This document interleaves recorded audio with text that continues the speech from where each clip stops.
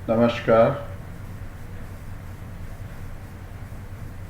मेरे एक वयोवृद्ध मित्र जो यूरोप के देश से आते हैं, कोरोना की संकट में जूझ रहे हैं। मैंने उनसे संपर्क किया और उनके समाचार को जाना। युवावस्था की अपनी एक घटना से उन्होंने मुझे झकझोर दिया। कुछ शब्द मैंने लिखे हैं और आप सब तक साझा करता हूं। आप सब भी मेरे साथ उनकी इस यात्रा में सादर आमंत्रित हैं। शीर्षक है गुलाब। तुम्हारे घर से निकलती अर्थी को देखकर चेतना शून्य हो गया था। मैं सोचा, कहीं तुम तो नहीं इस ताबूत में? तुम्हें तो कुछ नहीं हुआ है ना? जिन संबंधों को बरसों पहले पीछे छोड़ आए थे,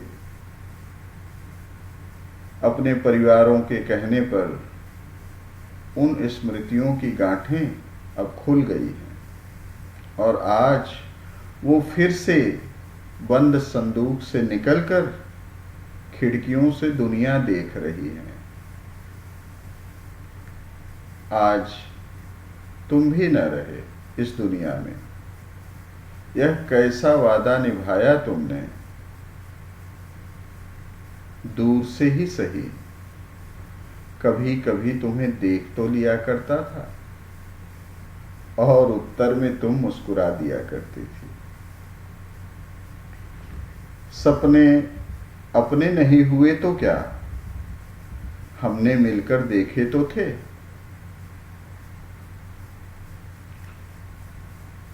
देर रात हो चली थी, तुम्हारी कब्र पर बैठकर घंटों बातें करता रहा था। जानता हूं कि अब तुम उत्तर न दे सकोगी।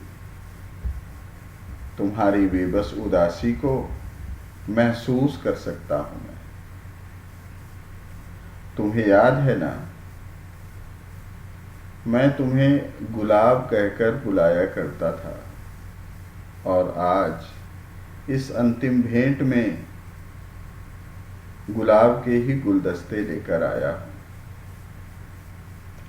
दफनाते समय इतनी हिम्मत भी न रही कि आकर अपने हिस्से की मिट्टी डाल सकूं तुम्हारी कब्र पर। और अब बस सुबह होने को है। कब्र के पास से थोड़ी मिट्टी लेकर आया, गमले में डालकर गुलाब का पौधा लगा दिया था। अब फूल बनकर तुम रहती हो मेरे आसपास। बहती हवाओं में जानी पहचानी खुशबू से हमारे संबंध बोलते हैं, स्मृतियों के द्वार खोलते हैं। प्यार से तुम्हारा निमंत्रण उस पार आने का मुझे है सहर्ष स्वीकार।